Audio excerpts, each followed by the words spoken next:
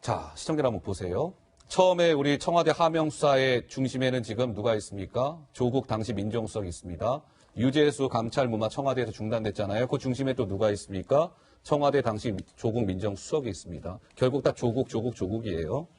김민지 기자, 조국 전 장관 삼각 파도에 지금 시달리고 있다? 무슨 얘기입니까? 네, 방금 말씀하신 그대로입니다. 지금 그동안 한 여름 동안을 뜨겁게 달궜던 게 바로 조국 전 장관의 일가의 비리였습니다. 가족들에 대한 일가 비리, 자녀 입시 비리 등등이 있었잖아요. 그런데 요즘 또 불거지고 있는 것들이 바로 유재수 전 부시장에 대한 청와대 감찰 무마 사건, 그리고 또 어제부터 또 논란이 되고 있는 것이 바로 선거 개입 문제, 울산시장에 대한 하명 수사가 아니냐. 라는 의혹인데요. 이 세 가지 모두가 청와대의 조국 전 민정수석이 재직 중이던 그 민정수석실, 민정비서관실 여기에서 일어났기 때문에 모든 수사의 핵심이 지금 조국 전 장관을 향하고 있다. 이런 얘기가 나오는 겁니다. 저는 원래 이제 그 조국 장관의 개인 비리 문제가 처음에 대두됐을 때는 조국 장관이 뭐 개인 비리에 얽혀 있긴 하지만 가족이 그러나 민정수석으로서의 국가에 아주 중대한 일들을 했기 때문에 저분의 핸드폰이라든지 개인 자료를 압수수색하는 것에 대해 가지고는 조심스러워야 된다는 입장이었거든요. 근데 이제 조국 수석이 원래 민정수석 할 때는 모든 공직자들한테 당신들이 동의서 쓰고 알아서 핸드폰 제출해. 이렇게 했던 분이거든요. 그러니까 저는 지금 시점에서 조국 장관과 이번에 저 세 가지 혐의로 얽힌 분들, 공직자분들이 본인들의 무죄를 증명하는 가장 깔끔한 방법은 지금 당장 전부 다 셋이 동의서 쓰시고 가가지고 핸드폰 제출하시고 포렌식 받으시면 됩니다. 그거 다른 사람한테는 그렇게 하면 깔끔하게 해결된다 해놓고 왜 본인들은 지금 어떻게든 뭐 영장 나올 때까지 안 주겠다 이렇게 하고 있는 겁니까? 저는 다 제출하십시오. 자, 그러면은요. 검찰이 수사를 하면서 영장 청구하면 내놔야 되겠죠. 법원이 안 내주잖아요. 그 법원의 판단이 또 있는 거죠. 그걸 갖다 법원에서 그런 판단하는 거 갖다가 뭐라고 할 수는 없잖아요. 그걸 감찰할 때는 그걸 청와대가 판단 받는 것도 아닌데. 똑같겠죠? 자, 일단 삼면초과라는 말씀이 있었는데 일단 지금 현재 검찰이 보기에는 모든 길이 조국으로 통한다 이렇게 보고 있는 것 같아요. 정말 이래도 되는 것인지 모르겠습니다. 이래도 되는 것인지 모르겠다. 불법 의혹이 있다면 진실을 밝혀야 되겠지만 한 사람을 잡아넣기 위해서 여러 가지를 엮어서 압박하면서 먼지털이식 수사를 하는 것이 과연 정당한 것인지 생각해볼 여지가 있다고 보고요. 꼬리에 꼬리를 무는 의혹들이 나오고 있고 국민들도 여기에 대해서 의심하고 의문을 키우고 있고 또 검찰은 검찰 나름대로 칼춤을 추면서 조국 전 장관을 향해서 가고 있는 거 아닙니까?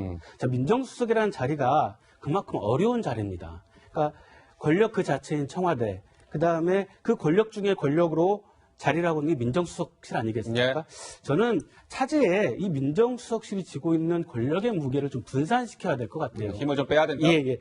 가령 고위공직자 사정 부분은 공수처로 보내거나 뭐 국무총리실로 보낼 수도 있겠고요. 그러니까 민정수석실에서는 법무정책과 관련된 업무, 다음에 인사검증 수준으로 해서 업무 범위를 줄이는 게 바람직하지 않을까 생각을 하고 있습니다. 자, 이 타이밍에서요. 자, 윤석열 검찰총장의 목소리를 좀 들어야 될 필요가 있을 것 같습니다. 윤석열 검찰총장의 취임사 그리고 국회 국정감사 때의 목소리군요. 듣고 오시죠.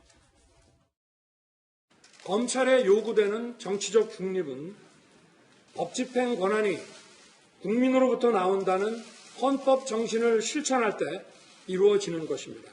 권력기관의 정치 선거 개입, 불법 자금 수수, 시장 교란 반칙 행위, 우월적 지위의 남용 등 정치 경제 분야의 공정한 경쟁 질서를 무너뜨리는 범죄에 대해서는 추호의 망설임도 없이 단호하게 대응해야 할 것입니다. 걱정 마시고 저희가 어떤 사건이든지 간에 저희가 그 법과 원칙에 따라서 엄정하게 수사하고 거기에 따라서 드러난 대로 결론을 내드리겠습니다. 또 다른 말씀은 제가 드릴 말씀이 없습니다. 네. 자, 법조계에서는 이런 관측이 나옵니다. 또 청와대를 겨눈 윤석열의 칼을 아무 데나 빼들까요? 아니에요. 법조계에서는 조국 사태로 청와대와 사생 결단식 충돌을 이미 벌였던 터라 또다시 청와대를 겨누는 수사에는 윤석열이라는 사람이 상당한 각오가 필요했을 것이다. 청와대 하명수사, 유재수 감찰무마 다 이거 청와대를 겨누는 수사란 말이에요. 윤석열 검찰총장 확실한 물증을 잡은 걸까? 박 의원님 어떻게 보세요? 지금 이 시점에 공수처 얘기가 나온 건 절대 안 됩니다. 조국 민정수석의 국정농단을 방불케 하는 여러 가지 혐의가 나오고 있을 때 검찰의 힘을 뺀다는 것은 안 되는 것이고요. 안 되는 것이다. 검찰의 국민적인 지지를 더 보내줘야 되고, 그다음에 이 공수처에 대해서는 지금 선거법하고 연계가 돼서 스텝이 많이 꼬여 있어요, 지금. 완전히 기형적인 조직이 아, 되버렸거든요. 그래요? 어허. 검찰의 무슨 기소권, 뭐 수사권 이걸 분리한다 해놓고 공수처에는 다 준다. 이거 안 됩니다. 그래서 저는요, 그 조국 민정수석이 있을 때 유난히 그 장관급 청문회 대상 검증이 부실했지 않습니까? 10명 가까이가 인사 중도에 참사 논란이 있었죠. 하차를 네. 하고, 그 다음에 14명인가는 국회 청문 채택 보고서를 받지 못했어요. 그래서 그 가운데에서도 과연 민정수석의 판단으로 그 사람들을 검증했을 때 그런 일이 생겼겠는가? 그것도 더 윗선은 없는가? 아까 보니까는 네. 3면 초과라고 하던데 그것까지 좀 수사해서 4면 초과를 좀 만들었으면 좋겠습니다. 자, 김민지 기자. 탁현민 지금 직책이 뭡니까? 대통령 행사기획 자문위원? 탁 의원이 올해 뭐 조국 전 장관에 대해서 얘기했다면서요? 네, 조국 전 장관의 수사에 대한 좀 비판의 목소리를 내면서요. 이것들을 보도하는 언론에 대해서도 조금 인간에 대한 뭐 애정도 없다 이렇게 비판한 그래요? 바가 있습니다. 그 목소리를 직접 들어보시죠. 조국 교수 관련한 수많은 언론 보도를 보고 싶지 않지만 보게 되잖아요. 어떤 행동에 대한 평가가 아니라 그 사람에 대한 평가가 더 많아요. 저는 그거는 인간에 대한 기본적인 애정이 없는 것이라고 예의가 없는 생각해요. 것. 조국 교수가 어떤 본인의 행위에 대해서 어떤 평가를 받던 혹은 뭐 어떤 재판의 결과가 나오던 저는 그 사람 옆에 있을 겁니다. 그 사람은 제 친구고 예전에도 그랬고 앞으로도 그럴 겁니다. 네, 탁 의원에 대한 언론 보도와 관련해서 뭐 이거는 인간에 대한 기본적인 애정이 없는 것 같아요. 조국은 나의 프렌드, 나의 친구입니다. 나는 영원히 조국 곁에 있을 겁니다. 탁 의원 발언. 박 의원님 하신 말씀. 아니, 저는 이 얘기가요, 조국 씨가 인간에 대한 애정이 없는가 하는 얘기를 하는 줄 알았어요. 그랬더니 언론사 혹은 기자들이 애정이 없다고 얘기하는 건 참 기가 막힌데요. 예. 조국 씨가 여태까지 했던 게 뭡니까? 전부 내로남불, 내가 하면 로맨스고 남이 하면 불륜인데 예. 지금 이 문재인 정권 하는 게 똑같아요. 과거 군사 독재 정권 때 무슨 야당 탄압하고 했던 거 그렇게 욕을 하더니 똑같이 배우고서는 웃으면서 사람을 때립니다, 지금. 웃으면서 그리고 사람 때린다? 촛불 정권이 어쩌고 입으로는 민주, 인권, 공정, 정의를 얘기하고 있습니다. 저는 그래서 이 탁현민 위원이 왜 나가서 인터뷰를 한지 모르겠지만 이분이 뭐 이렇게 인터뷰할 정도로 뭐 조명하신 분인지 제가 모르겠어요. 근데 예. 그런 것을 이 조국 씨에 대해서 이렇게 변호하는 거는 다시 유시민이라든가 공지영이라든가 이런 그룹에 들어가려고 하는 것인지 모르겠습니다. 예. 그런데 제가 보니까요, 이 조국 장관의 문제가 불거진 다음에 진중권 교수처럼 이제 저런 분이었구나 거리를 두는 분도 있고요.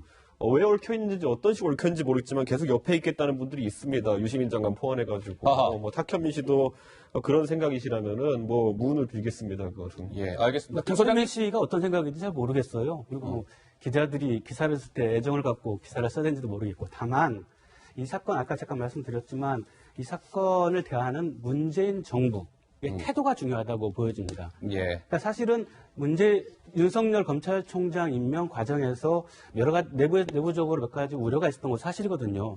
장관이 직진밖에 못하기 때문에 뭐 하나 윤석열은 잡으면 특별 스타일. 여야를 막론하고 예. 막 덤벼들 거다. 알겠습니다. 그랬을 때 과연 정권이 이걸 통제할 수 있을 것 같냐라는 우려도 나왔던 게 사실이에요. 그럼에도 불구하고 문재인 대통령은 윤석열 검찰총장을 임명했습니다. 예. 그리고 또 그런 검찰이 칼끝을 청와대를 향해서 겨누고 있습니다. 그럼에도 불구하고 문재인 대통령은 국민과의 대화에 나와서 나 윤석열 검찰총장 신뢰한다. 예. 이것이 이 사건들 전체를 대하는 문재인 정부의 태도가 아닌가 싶습니다.